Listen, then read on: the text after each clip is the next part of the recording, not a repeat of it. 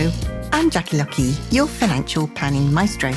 This series of podcasts is aimed at financial planning professionals and also those who are looking to enter the financial planning profession.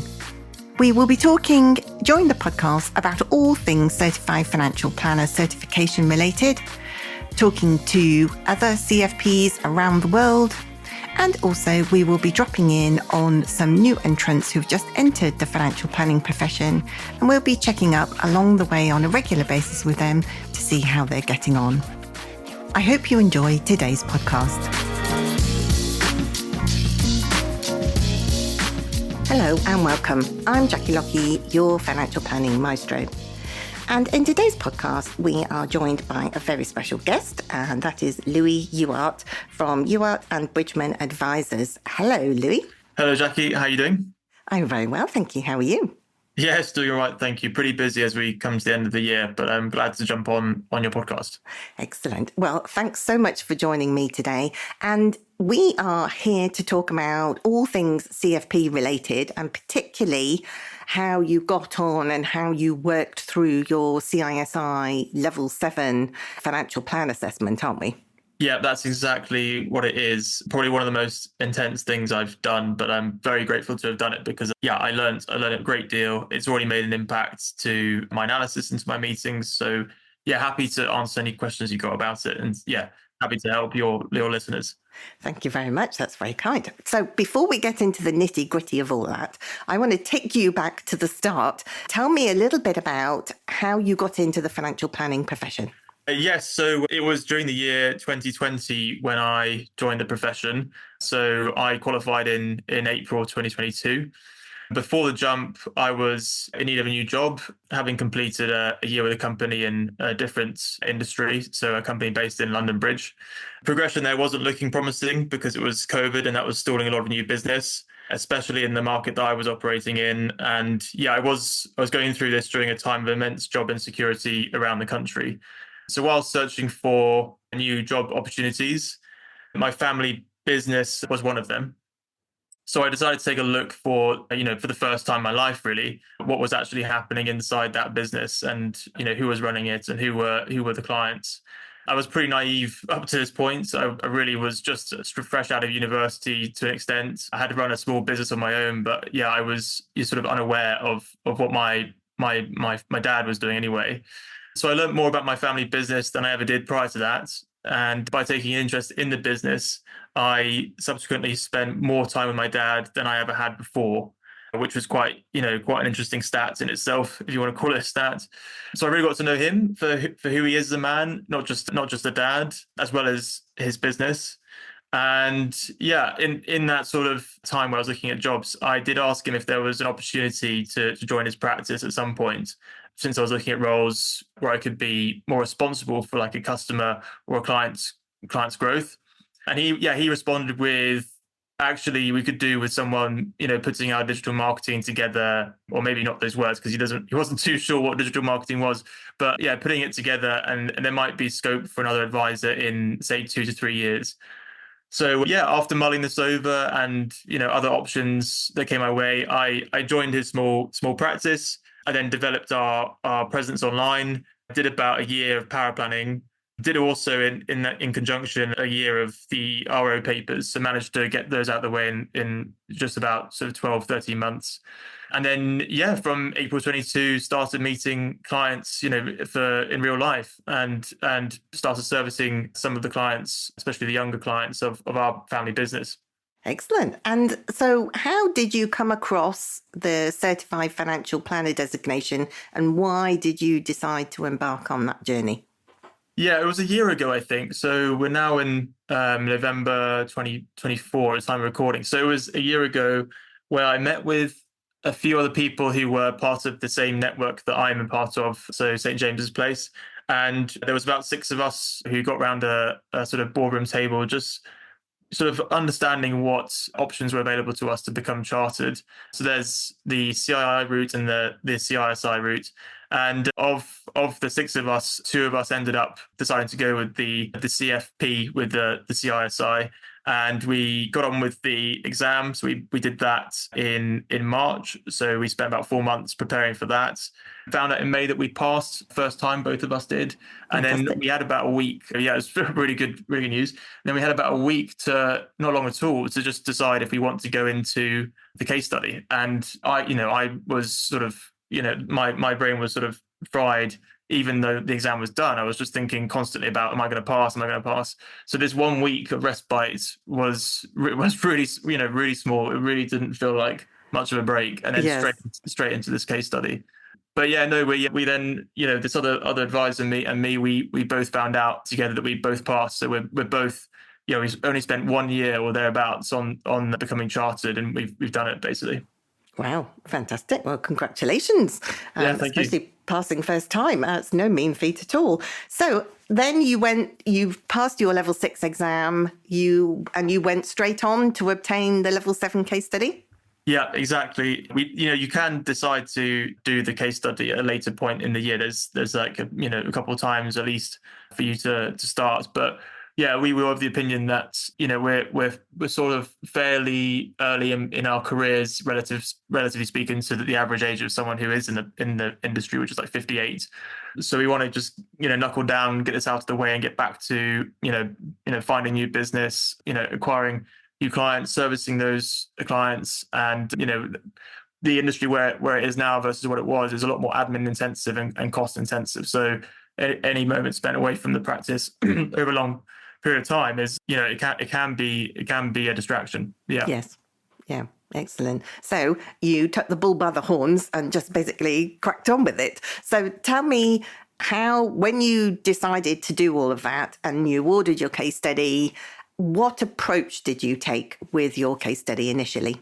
Well, yeah, I mean, I never seen anything like this style of assessment. So never in my university days or at school. So I didn't know how to assess myself during the course at all. So that's why I made sure to book a course with a consultant. So to remove that uncertainty and just have a bit more clarity on how I was doing.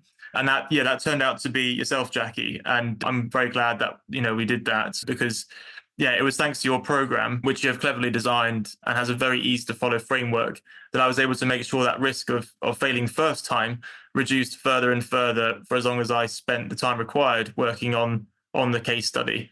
So, week 1, I was terrified, probably at a 100% fail rate, and then by week 10, I was looking at, from my perspective anyway, looking at maybe a 30% chance of failing or something like that. So I don't know actually how what my pass mark was, but I do know I passed, and that's what really matters, and also the content of that. Yeah, absolutely. And so when you got your case study to start with, are you the kind of person who would take the approach maybe of dipping in and out, perhaps doing an hour a day? Or are you the person who prefers, having a big run at it, so 2 or 3 hours to, knock off a particular aspect of the case study when you're building that financial plan? Yeah, so I'm more the latter. So I need to get into the headspace of being able to basically have a big run up and spend 2 to 3 hours at a time on it. And typically, I'm very fortunate I don't have kids, but this was also partly why I decided to get on with it now rather than later in life. So I don't have financial dependence, and my time it can be outside of work, it can be dedicated to professional development. So I did decide to spend some of my evenings and essentially weekends, because that's when I had a fresh head, to make progress on the case study. I think another thing is that if you can occasionally, especially towards the second half, maybe allocate 1 or 2 mornings when you're fresh and your inbox is not pinging off, not pinging away, then I think that's probably another way to squeeze in a few hours during the week, and be at your most effective as well. Yeah, absolutely. And when you were working through your case study, were there particular aspects of the overall build of the financial plan, like spreadsheets or assumptions or anything like that you found, a bit tricky or something that was new to you? Yeah, absolutely. I think, it'd be crazy to say that I didn't. I mean, that's kind of why I did this. So I did feel like there was something challenging or something that was going to teach me a trick or two. So yeah, the 2 main learning outcomes that I found most challenging was the assumption section and the protection planning section. So with the assumptions, I had to identify integral factors such as certain costs and assets which would increase in value over time, followed by deciding on what rate of growth I should use for those gradual increases in costs or assets, before then critiquing myself, asking myself whether the assumptions I had decided to use to form the basis of my plan were in fact adequate, reasoned, and reasonable. So this also meant I had to consider assumptions which were really key to have outlined and which perhaps the client had not considered themselves, such as how and when should I estimate the life expectancy of this client, and therefore for how long will they maintain their retirement expenditure. So that's the assumption section. It was extensive. And then the protection planning section was tough in that there are multiple scenarios to account for, such as death or long-term illness of either clients if you've got two. So if you have a couple who wish to protect their wealth and ultimately their current standard of living, there are a number of spreadsheets required for you to produce so that it's clear you have analysed their protection needs and provided a suitable solution for each scenario. It's quite a lot of work, isn't it? Particularly when you've got two clients in your case study, death of one, death of the other, illness of one, illness of the other, and illness of both. Those spreadsheets kind of end up coming out your ear rolls, don't they? Yeah, that's exactly it. And also, it was thanks to your program where maybe one or two of those I hadn't quite got right on my first attempt. So by having your resources, I was able to go back over those spreadsheets which were linked and very much affected each other, not the protection sheets to each other, but the underlying cash flow, which then linked to the protection scenarios. Yeah, your program allowed me to just make sure I got that linkage right. Yeah. Good. Excellent. Well, these things are always sent to try us. And I think, looking back, we tend to kind of worry about it at the time. And then, maybe afterwards you think, actually, I've learned quite a lot along the way. So we'll get on to all of the lessons that you've learned along the way in a minute. But just give us a rough idea of how many hours you think it broadly took you to pass this level 7 assessment. Yeah, so I believe the sort of suggested hours are somewhere in the region of 150 to 200 or something like that. Is that still? Yes. Yeah. So I think I counted somewhere between 140 and 150 hours from start to finish. Give or take. I didn't keep a log, but I was keeping some sort of tracker on my notes just to work out how many hours I was spending each week, basically. And I also could see in my diary how much time I'd allocated. So the first 75 hours, or maybe even the first 100 hours, which is mad, was spent on creating and editing the spreadsheets, which were then used to formulate my financial plan. So things like the assumption section, which I've just talked about, investment growth after charges and tax, depending on the product, as well as cash flow modeling. Then I spent about 40 hours putting together the report. So I reckon 30 hours writing down my thoughts, so making a coherent financial plan in prose form for a client to read, and maybe 10 hours spent formatting, as there are a number of screenshots of the spreadsheets I had created that I also wanted to include. Wow. Gosh, that's very organised of you, actually, giving that detailed analysis. Thanks very much for that. I think, when we get to the write-up stage, I always say to people, it takes you as long as it takes you. But some people have said to me it takes them about 9 hours to write it up. And then I spoke to somebody else yesterday and they said it taken them 35 hours to write it up. And I think it's one of those things, isn't it? Because this is such a complex and comprehensive piece of work that you can kind of make the write-up as long as you like, really, can't you? You can kind of go overboard, or you can kind of stick to the plan and, try and keep those hours down.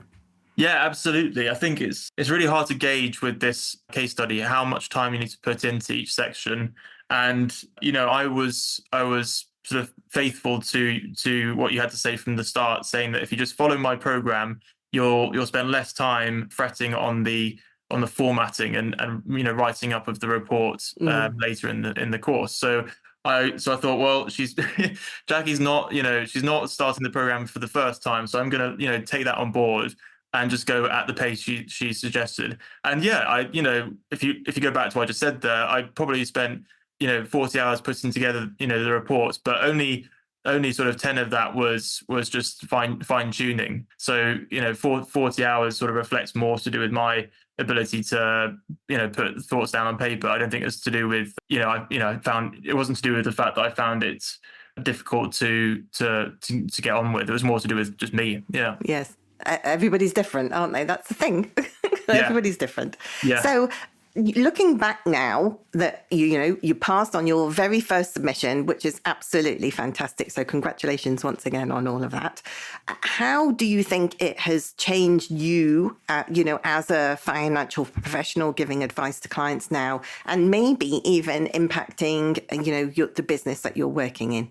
Yeah. So in terms of the role, so being a financial planner, what I do differently is, I start to think more critically about what I'm asking and how I'm analyzing sort of the information that's given to me. So if that's soft facts or hard facts, and that's not just from the level 7, it's also from the learnings from level 6 about cognitive errors and behavioral finance. So people having certain biases that then can mean making the wrong decision, which can be costly. So, the case study is really much more to do with the hard facts in terms of quantifying and delivering a, sort of reasonable solution. So on that note, I've sort of put those two together, and, during that first meeting with someone, I'll try and understand if there are any biases that are stopping them from achieving what they want. So if that is the word, pension, for instance, some people find that a very loaded word, and actually it's one of the most tax efficient vehicles out there for providing an income when you do stop working. So it shouldn't be disregarded just because of whatever that trigger is in someone. And then in terms of the analysis after the meeting, that's where this case study has really helped. I can now have much more confidence in delivering my final recommendation, because I can sort of use concepts such as time value of money, asset allocation and growth after charges and what have you. So yeah, combining those things together, I am much more confident in how I'm delivering that solution in that second meeting, or perhaps even third if there's a need for a third. Yeah, excellent. And that's great to hear, because as financial advisors, we're always looking to develop our own skills and our own knowledge. And I find that it's quite easy to, get those blobs of knowledge in, if you like, but actually how you apply them, like you said right at the start of this interview, it's a unique process, this level 7 case study, isn't it? So, yeah. It's one thing being able to sit an exam and, you either get the answer right or you get it wrong. But actually in this case study, you're basically trying to achieve 4 different client objectives all in one great big go, which is probably something that you may never do again in your entire working life. But It kind of forces you to think into those kind of nooks and crannies of what the client wants and what's realistic, doesn't it?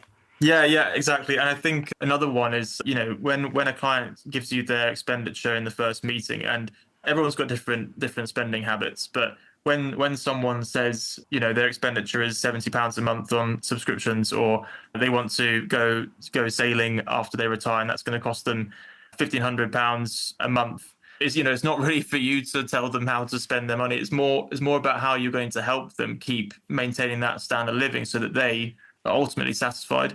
And that's really, this case study has really given me a bit more understanding of what role I play when it comes to people's finances at a much deeper level. Yes.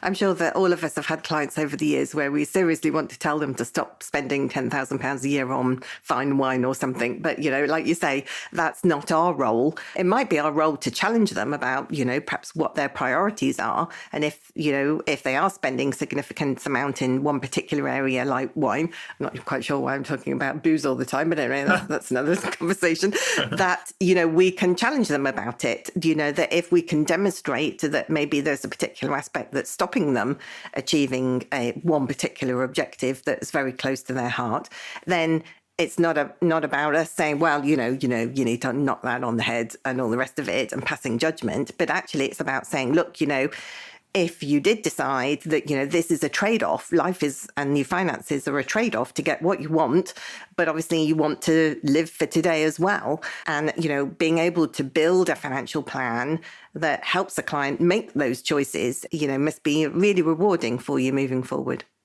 Yeah, exactly. I think that's really well said, Jackie. I think just to add to that, there's been a recent example where, a lady I met with over the summer when I was actually doing the case study, she was suggesting that she needs to cut back on coffee, and I just looked at the numbers and I was like, I don't think she does actually. So I didn't really mention it in my second meeting. I just said, you're fine as you are.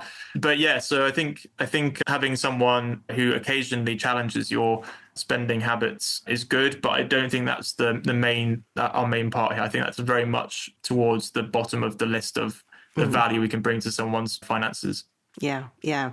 And how how has your dad taken on, your experiences as he, is he, obviously he's been very supportive of you along the way with the business. Do you think that there will be long-term changes in the business because of the process you've been through yourself? Yeah, that's a good question. So yeah, Peter and Chris, the fellow advisors. Peter's my dad. Chris has been in the practice for almost 10 years now, I believe, and they're both chartered with the CII. So the way that they've become chartered is different to the way I've become chartered. So the sort of common understanding is that the CISI version is a lot more to do with application. So during meetings and what have you, and the CII is more to do with the technicals of things like trusts and products and what have you. So they vary, and so yeah, the way that they operate is slightly different to probably how I operate now in terms of my analysis is slightly more influenced by the case study, whereas their analysis won't be. I think going forward, we could look to become a chartered practice. That might be something we look at, and then this should help that. But yeah, I don't think, because we've gone down different routes in terms of boards, it's quite difficult for us to find a common way of working, if that makes sense. You know what the answer is, Louis, and that is to get your dad and Chris to do the CFP case study. Yes. Well, Dad's he's on the way out. He has another 5 years probably. So I don't think he wants to do any of that. I can hear the door slamming behind me already. Yeah, exactly. Chris might be. I mean, he's an absolute whiz with spreadsheets, so he probably would find this much easier than I found it. But yeah. Again, we're sort of about to start at some point our succession plan into Peter's business and my dad's business. So that's where our focus is. Yeah. Yeah, absolutely, understandably so. So we are nearly out of time already. So I'd just like to, for my final question, ask you about what advice you would give to all of those people out there who are either about to start their journey to become a CFP professional, or who are kind of, still sitting on the fence and don't know whether to do it yet or not. So please, could you share some tips and any advice that you have with them? Yeah, of course. It is a tough course. So I feel like the more people that can give back, through this podcast, the better chance of people improving first time. And yeah, I definitely listened back to this podcast, to 2 or 3 episodes, and they really helped. So hopefully these tips can live up to the value that I got from those podcast episodes. So so first of all, an accountability partner. So someone you can check in with throughout the 10 weeks and keep going with. Ideally someone who's actually doing the case study, right? And even if your case study is not the same, it'll still have the same effect, because by just knowing that you're both learning, you're both testing and challenging your understanding, it's overall a much better experience than by going on your own. I imagine that going alone would be tough, because for the majority of the course, you could feel very uncertain about whether you're on the right path or not, and you could really do with someone who's on the same journey with you. So yeah, I found that to be of great value. Another suggestion would be to ask yourself, how am I doing versus the criteria that's set out. So if you ask yourself this pretty much every week, so once a week, and if you're feeling like you're behind, or if you can see specifically where your plan is lacking against the criteria that's set out, you can make space in your diary and then work on that. Whereas if you don't ask that question, how are you going to know what time you need, right? Mm-hmm. So yeah, the industry is also so much more admin intensive, as I mentioned, that if you're running a business, or if you're conscious of income versus expenditure and profit after tax and things like that, then passing first time is it's probably something you really want to do.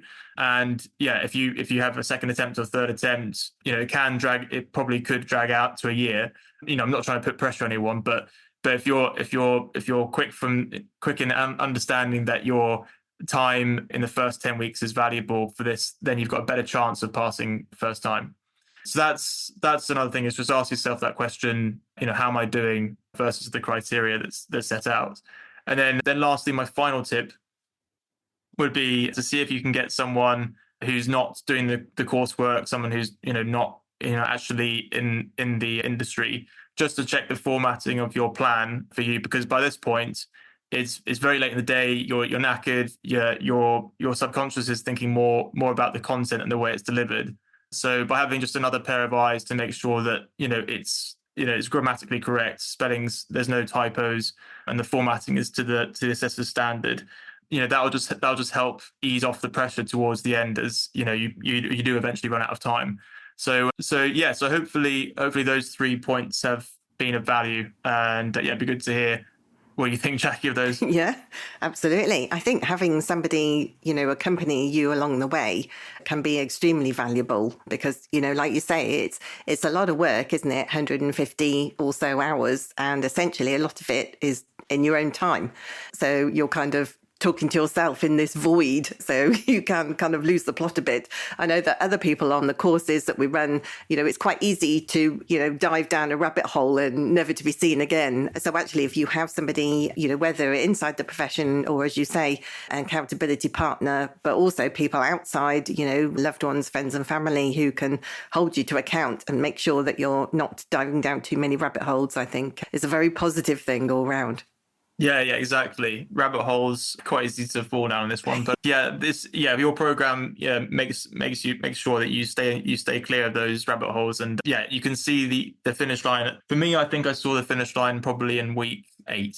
So it sounds quite close to the end of the 10 weeks, but actually it all sort of fell into place quite quickly after those 2 weeks. Yes, there's kind of a speed bump, isn't there, in the middle around building those spreadsheets and the retirement planning cash flow. And then once you're over that speed bump, everything just seems to start falling into place, doesn't it? Yeah, exactly. I mean, I would love to know what my actual pass mark was, but that's kind of what helped me actually get a pass. Yeah. Yeah, fantastic. Louis, it's been an absolute pleasure to talk to you today. Thanks so much for joining me. Yeah, thank you so much, Jackie. It's really interesting, isn't it, to listen to different people who have different experiences of gaining their Certified Financial Planner certification, or maybe developing the financial planning profession at large. If you know anybody who you think might be interested in listening to any of these podcasts, then please do pass on our details. That's it for me. I hope you've enjoyed today's episode. See you again soon. Bye for now.